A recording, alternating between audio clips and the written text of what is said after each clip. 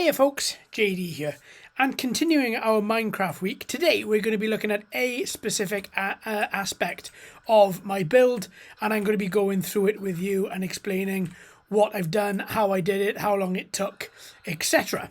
So today I thought we would have a little look at the Treetops farm. So in order to get there, we jump on our crossrail yellow orange line, as we saw in the overview video the other day.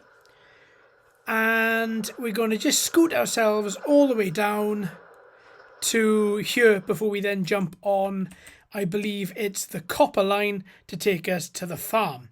Now, if you haven't seen our other videos in this series, then please do check them out, as well as if there's a specific aspect of these videos that you want to see, then you can just look in the chapters and find that particular part.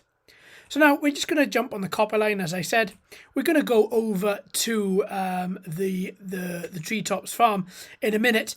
But first of all, I'm going to just show with a little bit more detail what I've done in building this railway, why I built it this particular way, and what I was trying to achieve.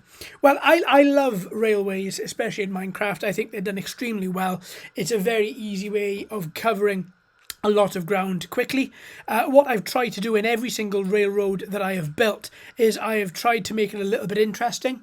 What I mean by that is I've tried to give you things to look at. So whenever, like this for argument's sake, you can see my automated cart moving back and forth here, as well as you can see the rain coming down. So I've left a hole open in the top and I've built the walls around it.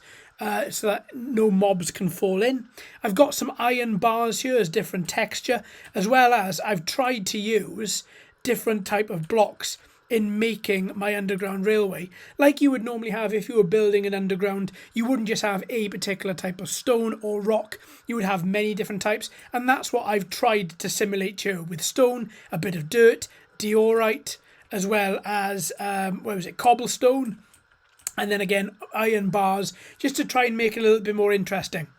Now, across all the railway lines that I've got currently, you should see these lanterns. I've tried to remove, where possible, all the torches and replace them with lanterns. I haven't managed it everywhere, because of course this needs a lot of iron in order to get lanterns, but I have managed it in quite a few places. So here, once again, you can see I've used the iron bars, and then I've switched from iron and I've gone to glass panels. So you can again see everything here. You can see that there's a lantern hanging down. You can see that the automated train track is running. There's redstone torches and redstone powered rails. I've got a nice block of stone at the end there, stone bricks, as well as down there you can see another station. And I'll come to that later on in this series. Again, it's all things to look at. It's all things that hopefully make everything just a little bit more interesting when you're traveling around on these lines. I don't just want it to be flat. I don't just want it to be something which, you know, you can take 5 minutes to knock up. I really, really wanted to put a lot of effort into this and try and portray that. Now what we're going to do is we are going up to the top of a disused station. That's why I'm going to jump out again. And then I'll show a little bit about this. So here is a little disused station. So basically where we are now is on top of a mountain. I have dug through all of this, as you can see, and then tried to replace the blocks for dirt and stone. And then I've got this black slate here as well, polished black slate, I believe. And what this is meant to denote is a station. You've got your station platform running here, which is higher than your track, like you would have in a proper station. You have got your lanterns, and you've got different coloured stone here as well. What I was thinking of doing is I was thinking of having one of these jut off into another direction, but I don't really know what I'm going to do. I might just leave it for show. I have no idea what I'm to do here. To get this particular type of stone, you have to mine deep slate. And then once you've mined the deep slate, you then change it to polished deep slate, and it should give you this particular type of effect. And as stones go, it's pretty hardy. Oh good, it's snowing. The last time we came through here, it definitely wasn't. This tunnel as well. I like glass. it protects you from mobs and from phantoms and from everything else, but also I think it looks a bit pretty. And having it here, what my goal is going to be to bring it up to at least here. So at least you've got a nice see-through glass tunnel. I've done quite a bit of it, but then I had to use the rest of the glass on other projects, i.e. the biocubes, which are over in the distance there somewhere. So I will come back and finish this off. So far, I found a little island away in my jungle biome where I can mine sand, and it's everywhere. So I'm going to spend a bit of time doing that so I can then make this glass from that sand. I haven't altered the trees. Any trees I have cut down either side here I have replaced to give this nice full forest look. A lot of the forest was already here, but there were big gaps like this. So I've just tried to make those gaps a bit smaller, and I've just tried to group some trees together so that it gives a nice effect of everywhere being really full. So if we come around here, hit the powered rail, you can see my bunker down there. Okay, this is where we are going to stop. This is our destination.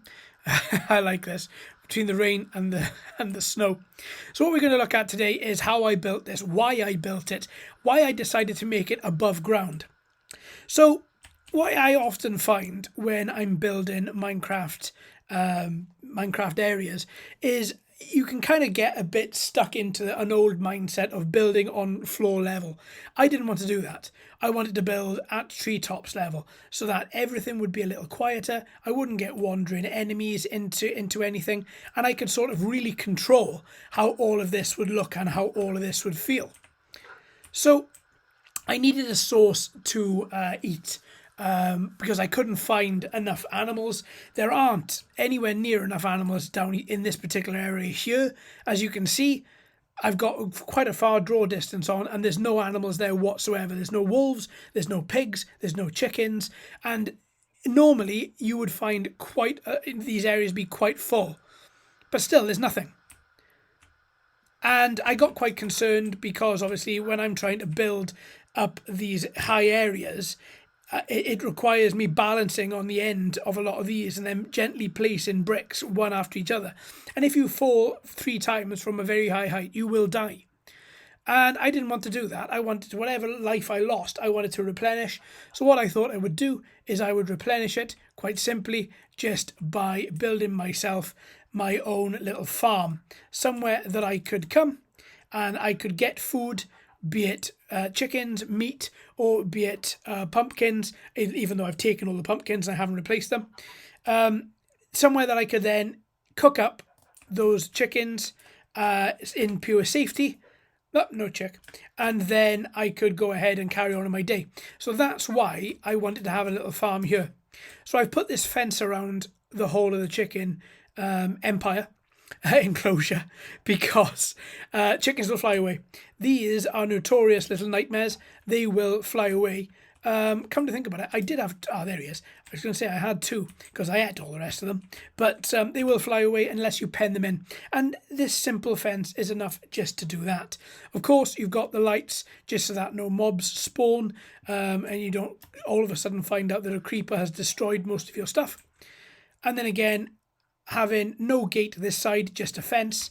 I've got a gate at the front here, and as you saw by the way I came in, I've got a gate here as well. When you open the gates, the chickens will run out. So my rule of thumb is if a chicken runs out, then I kill it. It's as simple as that. If a chicken stays in there, then it stays in.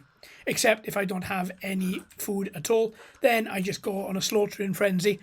But likewise, I pick up the eggs first and then try and hatch as many chickens as I can. Because what I don't want to find that this area is completely dry of food. That's the whole point of me building it. I've also built the trees because I thought, isn't it awful when you've got to complete something, you don't have enough wood, and it's in the middle of the night and you haven't got a bed nearby to sleep. So you can either run the gauntlet and hope you don't get killed outside, or I can take a train, come up to here, and I've got 3 trees with a lot of spruce wood right there. So then I've kept this spruce wood in my chest here, and I just make sure that I've always got enough of it should I ever need it. Likewise, I have the same with stone.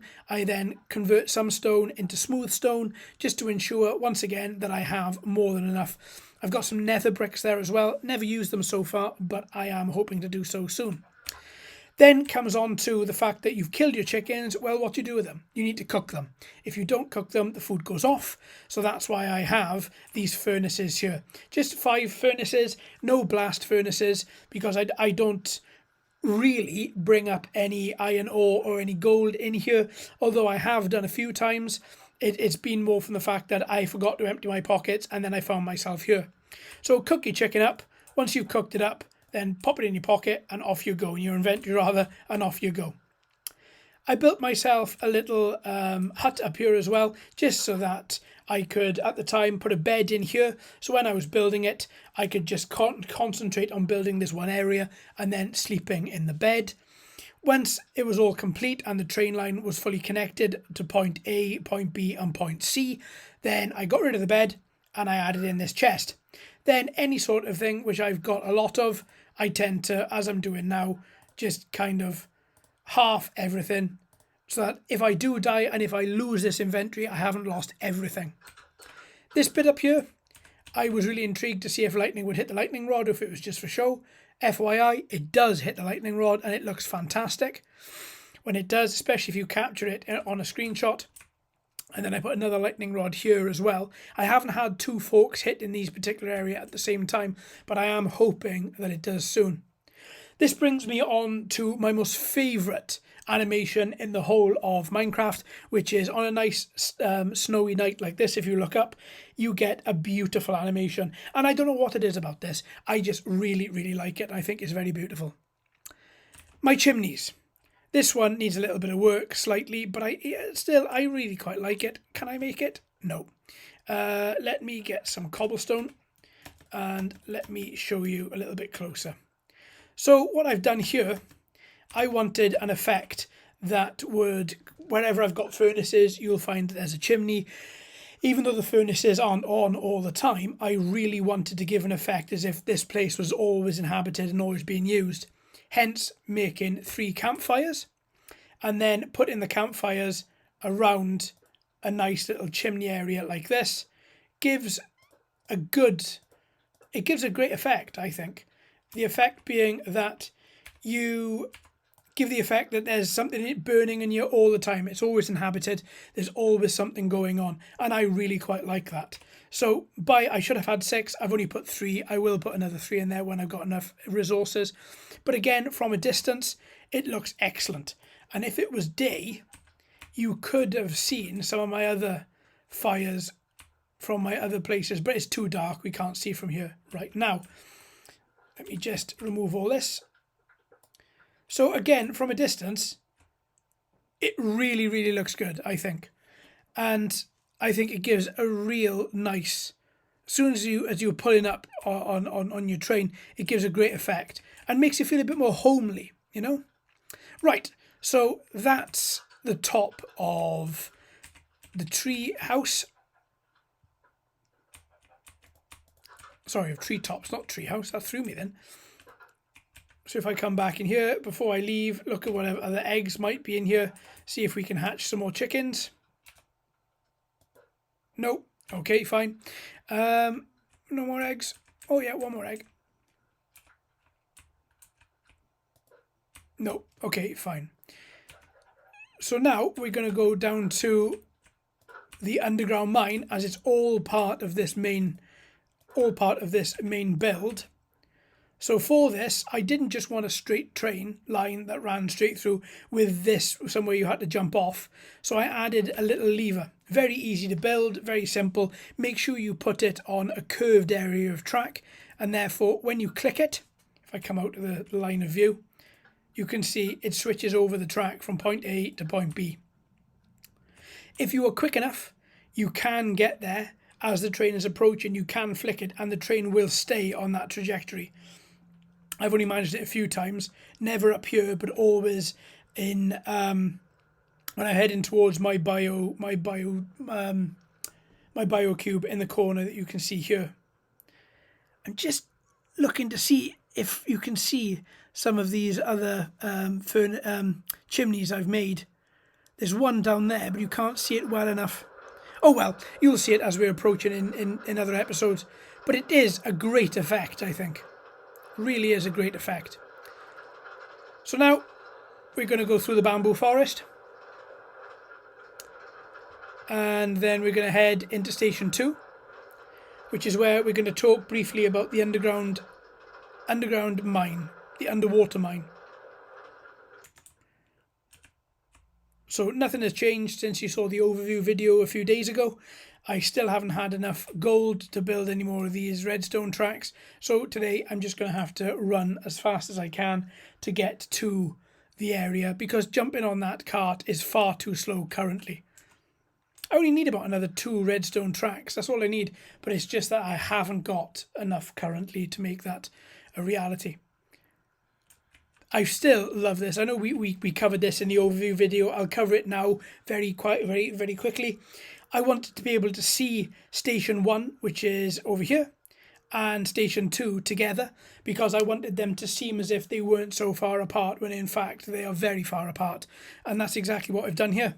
Again, it gives a great effect. When you zoom down here on the orange line, you barely see this. But when you come back up here, you crawl, which gives you a great opportunity to look up the line and down the line. And I really like it. I think it adds a real nice divisional layer. So you're not just looking at stone all the time. You're looking at something really nice. And this brings us hopefully to the end of the track, as you can see up here. Some more glass with some water behind it. And this is my underwater mine. So the top bit is the underwater part. The mine is down here. This mine has been absolutely useless. So I'm thinking of maybe turning it into a train track. Don't know yet. So currently, this was one next to my lava line, which takes me across biome. This was probably one of my hardest structures to build. Doesn't look very difficult at all, but in essence, what you're doing here is you're taking one block of dirt out and putting in a block of glass. One block at a time. You can't do a strip, because otherwise you'll flood the place with water. Any other fixtures you've got, like railway line or this, will get pulled up. If you've got any torches on the floor, they'll get drowned. So it's literally one little block at a time. But it gives a fantastic effect. See, I've got a little mine down there as well, which I'll show you that when it's finished. But normally, and every time I've said this, in the 2 or 3 videos I've made up to this point, you should see squid and fish. We haven't seen any squid or any fish, but they should certainly be swimming around here.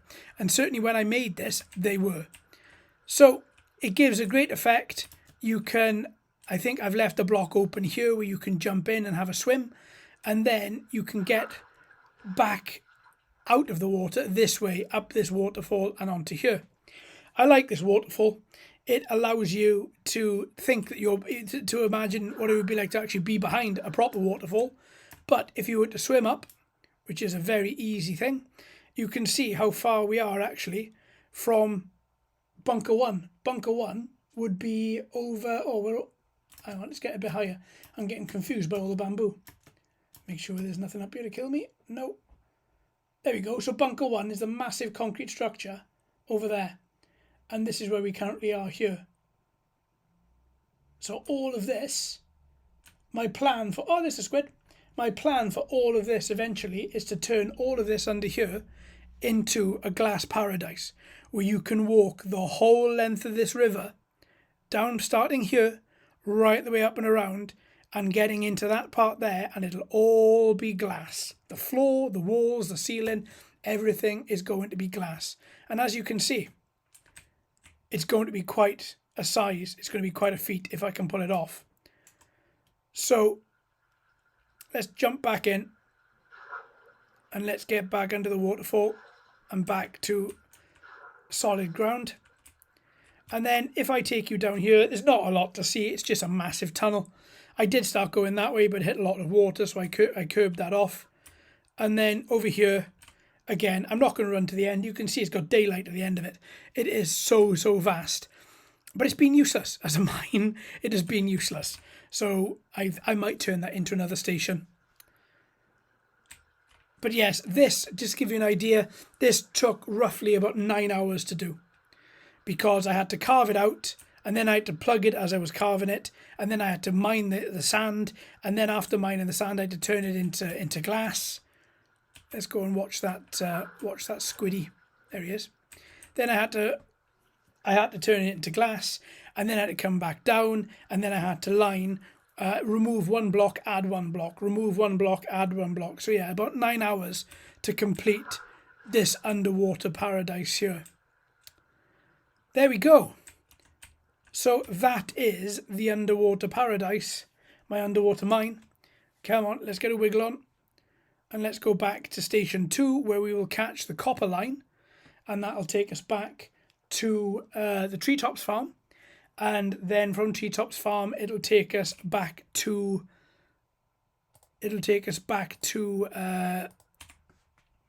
Crossrail. We just have a little bite to eat. Just so I can run, because this part is very long and I don't really want to be walking it if I can at all help it. So we're just about to turn right, and now we are at the bottom. I'm going to just switch to a sword in case anybody's lurking around here. Nope. And back up to the copper line. So this is, just to give you an idea, this is the grey line that is mentioned in the track map that I showed at the beginning of this video. There we go, back to the copper line, oxidized copper. I love that the game does that. It's just a very, very nice detail they didn't have to think about, but fair play, they did. So around here, taking it very nice and slow. I do like to have the carts pull off slowly. It does add a little bit of realism. Like you would have in a normal train. You don't start off in a normal train very fast. And this does the same. Through the bamboo forest. Up over the bunker. Past the castle walls with the oak tree. And then heading up towards Treetops farm. I like all these redstone candles, torches. Don't have to have them all. You can just have a few. But in the night, they look really nice. So now what we're going to do, because now we're back at station 1. Now we're going to flip this lever again. So if you watch the track, bam. And now we are going to go back down to station 1 from our floating farm. So nice and slow to start off, and then in a couple of seconds we're going to hit the redstone powered rail. There you go. Bye chickens. See, it's no animals. Nothing.